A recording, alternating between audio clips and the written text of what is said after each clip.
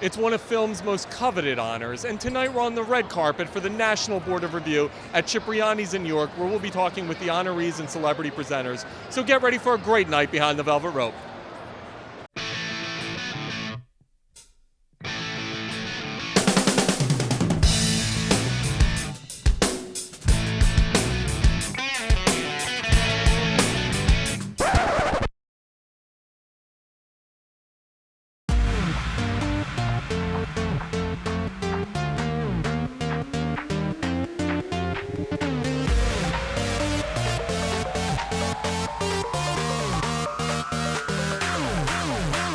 Hey everyone, it's me, Arthur Kade, the incomparable Sir Ridley Scott. So first of all, congratulations on being honored by the National Board of Review tonight. This movie, The Martian, is such a unique science fiction movie because it's more about interpersonal relationships and survival than it is about science fiction. Yeah. When did you decide that's what you wanted? Well, I think it all adds up. When the end of it, you wonder where it's going, and it gradually starts to add up into it becomes a lesson or advice or lesson in life. Nike invented a great one who said, "Just do it," and that's a piece of advice, really. And this man who was in dire straits had to deal with what was in front of him, and he could have bitten the pill and let himself go. There is one, or he had to deal with it, and he wanted to live. And so, seeing this guy evolve, then work it out, and then have to find as a mode of sustaining his uplifting his courage and everything else, keep himself going, he finds a sense of humor. So in a funny kind of way, it has everything. Take me through the process and the experience of working with one of the best in the business, Quentin Tarantino. I mean, he's incredible. He's incredibly enthusiastic. He has all the energy what you would expect him to have, and he loves people, and he loves what they do, and he expects and demands the best that everyone has, and everyone wants to give that to him. So it's a really fun place to work. You're presenting here tonight for National Board of Review, so I want to ask you a two-folded question. Number one is, talk to me about the honor of presenting here, and two, I want to ask you about Clouds of Sils, one of my favorite movies of the year. Being here is such an honor. I've never stepped into this whole awards season-y environment. And I've grown up my entire life just being absolutely enthralled with cinema in general. And so I feel really happy and sort of stoked to be here. Clouds of Sils, what an incredible movie. Talk to me about bringing Juliet's assistant to life, because it's a thankless job. People don't realize it. So bringing that to life, what was it like? It was interesting. I've seen a lot of assistants, on the job. And I just know how to take care of an actress in a sensitive spot more than probably anyone. I would be a really great assistant, and I really love Juliet. And to be able to sort of ironically comment on how silly all of this can be was fun.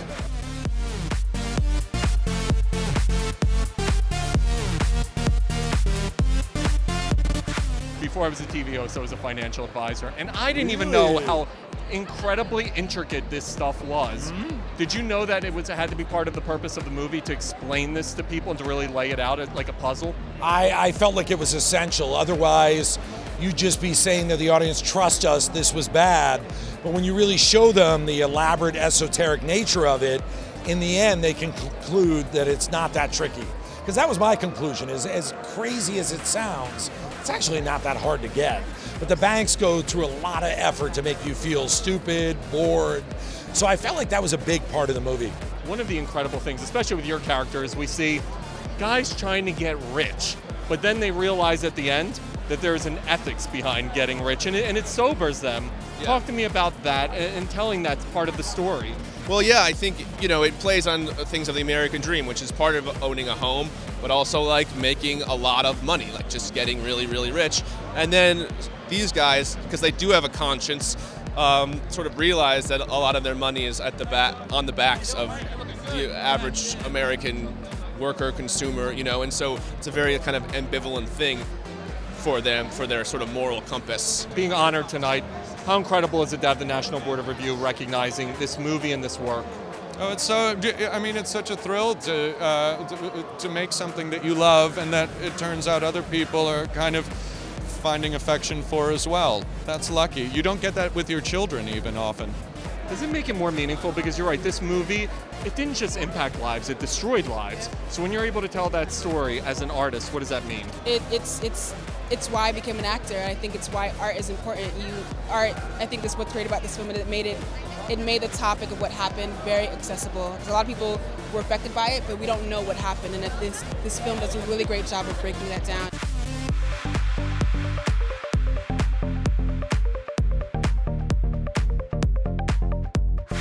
Mad Max, George Miller, that was something else. I came out of the movie theater and said this was the best action movie I've seen in 10, 20 years. So, oh, that's good. Thank you. And you're one of many honors this year, I'm sure. Talk to me about National Board of Review honor tonight. Well, you know, the film was released in the summer last year. I never expected to be talking about it. And when the National Board of Review decided to give it this award, it sort of opened up the conversation, opened up the door for this to be considered for other awards. So it's really, really surprising and, I must say, delightful. Working with Michael B. Jordan, what's beautiful is you've got two different people dealing with their own adversities, because obviously you're losing your hearing in the movie. Talk to me about how those two bonded together to strengthen each other. Yeah, I think it was important for us to tell the story of what millennial love looks like. We live in a time where women are just as ambitious, if not more, than their male counterparts in relationships sometimes. And so we also wanted to talk about what that does to a relationship. You know, sometimes it's so inspirational to have someone side by side with you that wants things that are as big as your dreams, but sometimes it could cause, you know, adversity within a situation. So we wanted to talk about that, and I think it's special. It's unlike a pairing that I've seen, especially in a sports movie. The movie is shot so beautifully. One of the characters I feel like is the scenery in Sicario. Talk to me about bringing Mexico and the drug trade to life through location. Well, that was very part of it. You say the landscape is so much part of the film as a character. It is. But originally it wasn't going to be so much that way, but it was like the way the weather was that year while we were shooting. We got these amazing skies, and so we realized that it had to be a character.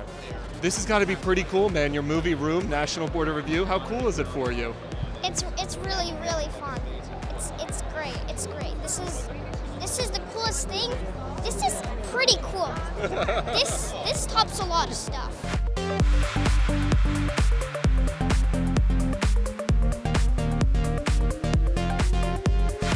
How do you get a gig as a presenter at the National Board of Review? I don't know. I'm delighted, though.